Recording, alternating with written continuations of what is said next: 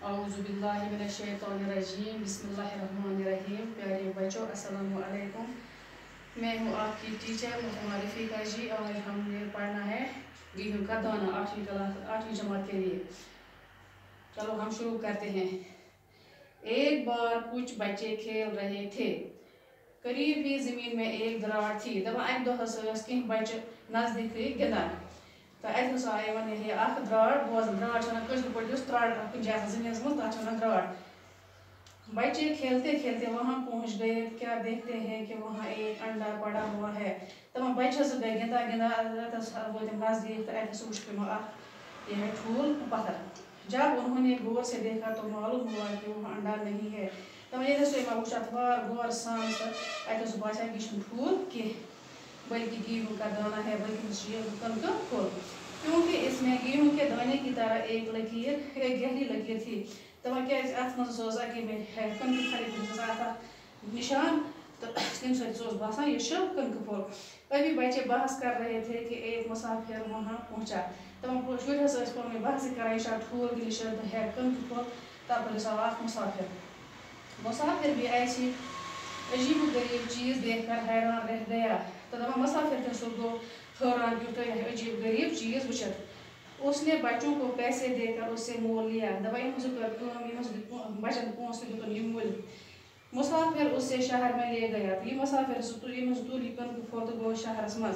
वहाँ पहुँच कर उसने इसे वहाँ के राजा के हाथ भेज दिया। तो ये शहरस मज वोत तस बादशाह कुल नेमि।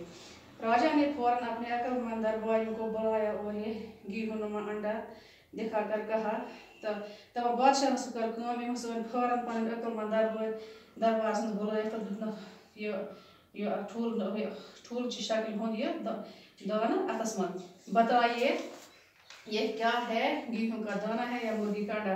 तो उन्होंने पे दरबार है कनक फुल कि कॉकड़ ठूल। तमाम दरबारियों ने उससे गौर से देखा, किसी की समझ में कुछ न आया। दपा सारे दरबारियों गौर सान कर मुशाहिद मगर इन आ नहीं समझ कि कनक फुल कि ठूल। चनाच गेहूं का दाना पास ही एक खिड़की में रख दिया गया। दपा यह कनक फुल नजदीक दूर लड़ तो दाय तागस पे थोमुत। जरा सी देर में एक चील आई और उसने उसमें छेद कर दिया।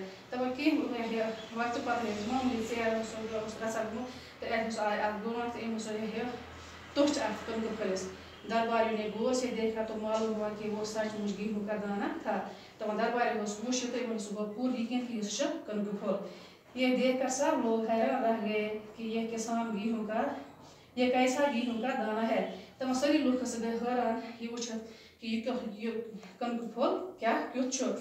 राजा ने कहा मालूम करना चाहिए कि इतना बड़ा गेहूं कहाँ पैदा होता है। तब बादशाह हुक्म के तुम मालूम कि इत कनक कच्चा वपदान।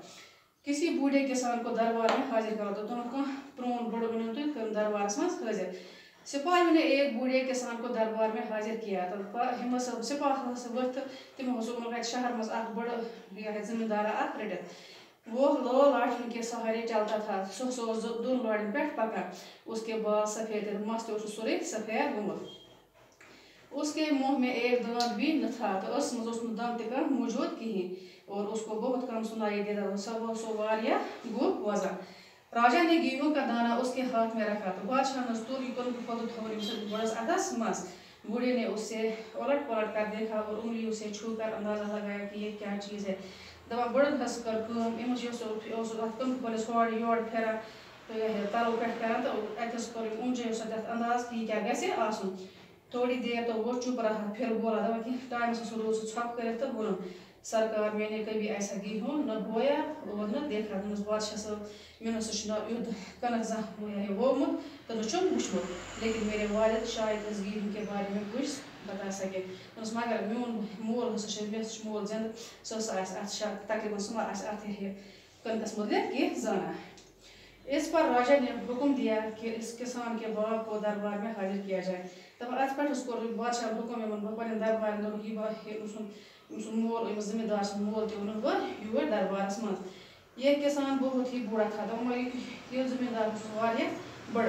वो एक लाठी के सहारे चलता और उसकी एक आंख अभी काम करती थी। तो یہ پکان أکِس روڈ پٮ۪ٹھ تو بیٚیہِ اوس أکِس أچھِ کمٕے کمٕے اَتھِ یِوان راجا نے गेहूं का दाना उसके हाथ पर रखा और पूछा तो बादशाह ने ये कनक फल अतस पे तो वनस बड़े मियाँ क्या आपने इतना बड़ा गेहूं देखा है तो उन्होंने बड़े मियाँ क्या कनक वुचमुत तो पे गो अतस कह अल्फाज माने करीब गो नजदीक लकीर गो निशान मोल लेना गो खरीदना राजा बादशाह बाकी वसलाम बाकी